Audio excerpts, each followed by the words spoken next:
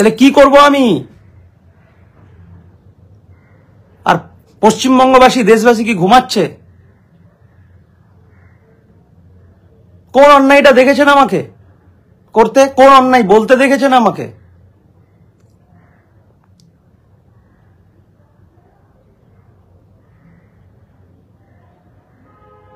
বাবা নাম আশফাকুল্লাহ এমনি রাখেনি, সাহস আছে। আবার বলছি, সাহস আছে। সাধারণ ফ্যামিলি মানুষদেরকে ভয় না দেখিয়ে যে পুলিশগণ, আমি বলছি যে পুলিশ যার নির্দেশে ওখানে গিয়েছেন, আবার বাবা যদি আজকে বেঁচে থাকতো আপনাদেরকে ঠিক শিক্ষাটা দিয়ে দিত।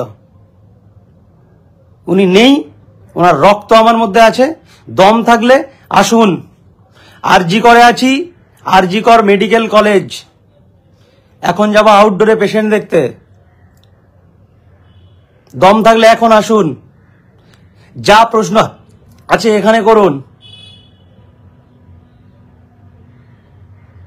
আপনারা 18 তারিখের বিচারের দিকে আমরা এদিকে যখন কাজ করছি, কি বিচারে কি রায় হবে কি না হবে, কোথায় ভুল কি, সেই প্রশ্নগুলো যখন তৈরি করছি, তখন আপনারা আমার বাড়ি যাচ্ছেন। সাধারণ বাড়ি এতদিন কই বাড়ি যাননি?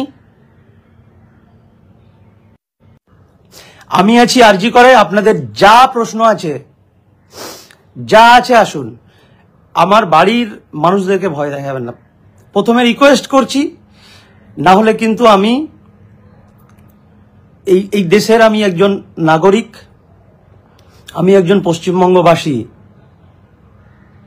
ভুলে যাবেন না, আমি একজন MBBS পাস করা, MS জাস্ট 3 বছর পর পরীক্ষা দিয়েছি। আশা করছি 2 দিন পরে পাস রেজাল্ট বেরোবে। ইউপিএসসির জন্য প্রিপারেশন নেয়া, 2 বছর ধরে ইউপিএসসি প্রিপারেশন নেয়া একজন মানুষ। বাড়ির লোকরা কিন্তু অতটা শিক্ষিত নয়। আমি বুঝি এই দেশের সিস্টেম কি করে চলে, আমি বুঝি পুলিশ প্রশাসন কার দালালি করে, আমি বুঝি কার হাতে কত ক্ষমতা, আমি বুঝি আইন কোর্ট কাচারি কি সিস্টেমে চলে, আমি এই দেশের ইতিহাস বুঝি, আমি এই দেশের ভূগোল বুঝি। তাই ভয় আমাকে দেখাতে পারবেন না।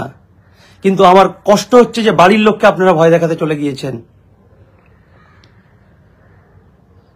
আর অপদার্থতার লিমিট এভাবে ক্রস করবেন না।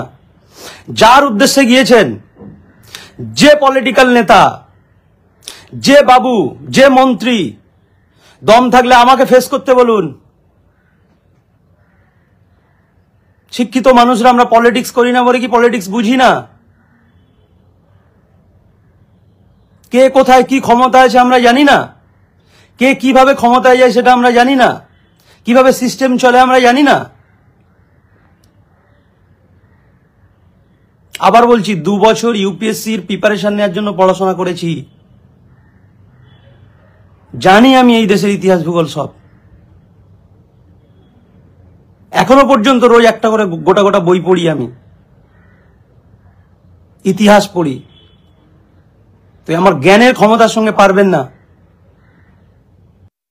আপনারা শুনে এতটা কষ্ট লাগলো। আমি প্রশাসনের সমস্ত স্তরের সঙ্গে যোগাযোগ করার চেষ্টা করব।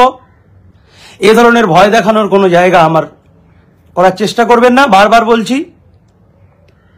আমি ভয় পাবো না। কিন্তু এটার জন্য আমার যেটা খারাপ লাগছে সেটা হলো, আপনারা ভয় দেখাতে চলে গিয়েছেন আমার বয়স্ক মায়ের কাছে, আমার ছোট ছোট ভাই বোনের কাছে, এবং গ্রামের মানুষের কাছে একটা ভয়ের বাতাবরণ তৈরি করার চেষ্টা করছেন। কারণ প্রত্যন্ত গ্রামে একটা আমার বাড়ি আছে। তাই যাক, আমি এখন কিছু বেশি বলবো না, আমি ডিটেলস জানি এবং শুনি। প্রথম নিউজে আমার এই দেরি করে ঘুম ভাঙার পরে এটা শুনে